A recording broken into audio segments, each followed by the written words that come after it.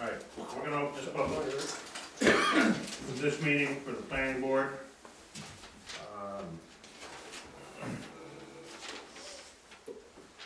We have minutes from the March 25th meeting.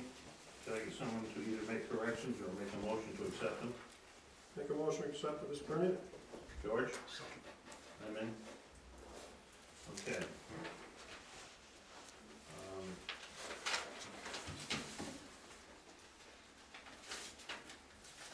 I have here a request from Jefferson County. They want to know how many subdivisions of 10 or more lots we did.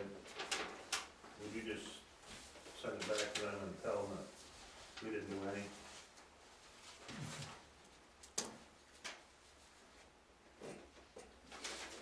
That's obviously nice that we send it. Radcliffe, you should send it back to them. And you can tell them, if we ever do it, well, you're on that board, correct? But I don't take care of that, I don't mind that stuff. Okay. So I'll just check. Just this check. and mail it. Just check, none, Yeah, right here, no. And right? I'll If we check ever that had and one, mail it back to and him. whoever had one will call I'll write that out. them. No.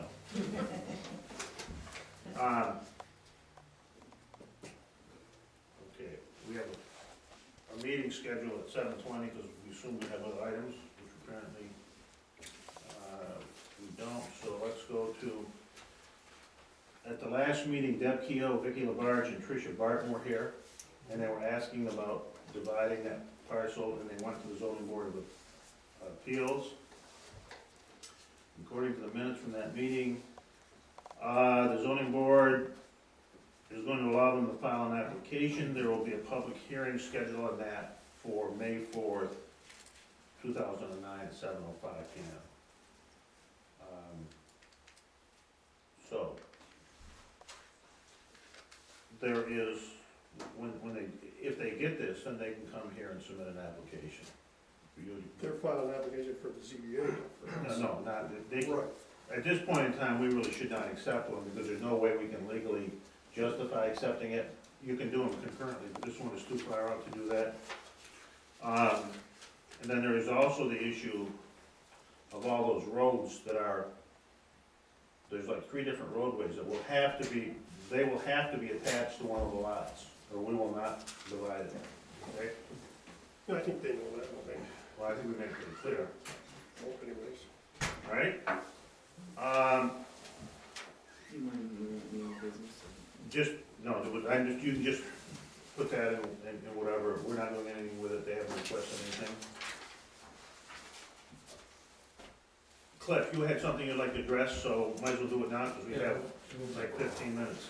Yeah, Rich, after the session last week, and finding out that there, in terms of the television moving ahead, there might not be a room on all this sort of stuff. I went back to I figured getting back to the guideline issue again. So I went back to took a look at planning board notes. I went through my own notes, saw a date in which I came in here and discussed, and actually I want to provide something to Tom, because it had to do with BP. But I looked at the record, and the minutes didn't really reflect what occurred at that meeting, and didn't reflect my notes, and it was a fairly important issue. So, just for you, Tom, because it had to do, I think it was the first night in which you were looking at the draft environmental impact statement from BP. I came, and if you take a look at the minutes as I saw them from March 12, 2008, regarding my coming to this meeting and my request and talking to the board here, it was noted in the minutes that, quote, Cliff Schneider asked for a copy of the draft ordinance that the town was considering for a wind law that the planning board would use for a guideline. I forgot the K on the so that was reflected in the minutes.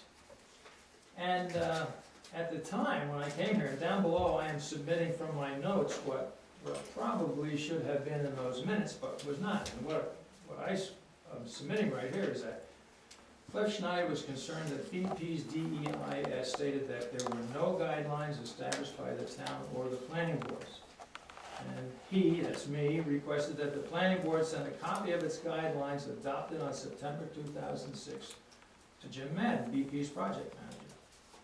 Vice Chairman Ingersoll informed Madden that the planning board did have a set of guidelines, and Madden, who was at the meeting, but it was not noted in the minutes, indicated he had received a copy of the guidelines from me, but that I wanted to ensure that DP got an official copy of the guidelines from the planning board. At that time, Vice Chairman Ingersoll turned to Karen and said, let the record show that DP has a copy of our guidelines. And, you know, that's a very different thing that occurred there than what was reflected in the minutes. I didn't come here to ask for a copy of the guidelines, I already had a copy of the guidelines. They gave a copy of the guidelines to Jim Madden even before that. But what I came to the board for is I wanted an official, if you recall, an official copy to go to Jim Madden so that he would know that that's what happened. So that's what happened at that meeting. And it was a big thing because it set in effect, there was a prior month, I had tried to come in here and there was a difference of opinion whether there weren't the guidelines, and what you had done at that meeting is you said, yes, we did, the planning board did have some guidelines that were established back in September of '06. And then when you went through that, you said, let the record show that Jim Madden got a copy and had a copy. I think Jim said right there to the meeting that night, didn't he? Yeah. Said right there, we talked about. So the only thing is. Cliff, the only thing I can say here is I don't have a copy of the minutes of this meeting. That's the one thing I don't have, okay? These are your updates. They were from, and, you know, and. You know, until we can get a copy of them, you know, I'm gonna table this thing, Okay. all right? But I mean, Get a it's, copy, see what's going on, and we'll go from there. well, the main thing I want, What I wanna do is stop us getting into another legal quagmire here. Because this is not specifically about either DP or St. Lawrence Wind. If the purpose of this is you want clarification of the minutes, that's one thing. The guideline issue, we have been threatened if we use the guide, to be sued if we use the guide, let me finish. To be sued if we use guidelines, because we really have no legal recourse to do it. So whether you mention there's guidelines or not, we no longer can use those. The guidelines are gone, done, whatever, because of the fact that these are now legally classified as utilities. We've lost a lot of control. So, I guess what I would say is. Well, I wanna clarify what he's saying here, Rich, and I can't do that until I see the minutes. No, I agree with that part. To clarify the discussion of what was happened is fine. and Tom, Tom, I'm not here to discuss guidelines, whether the merits of anything else. The only thing I wanna do is to make sure that the record reflects the fact that you had told Madden and BP that they did have guidelines at that time that they had to abide by, and, so that's my purpose, and I don't know if you can go back and correct. If you take a look at those minutes and you come back and you say in effect, yes, that is what occurred, and you can just make that statement again.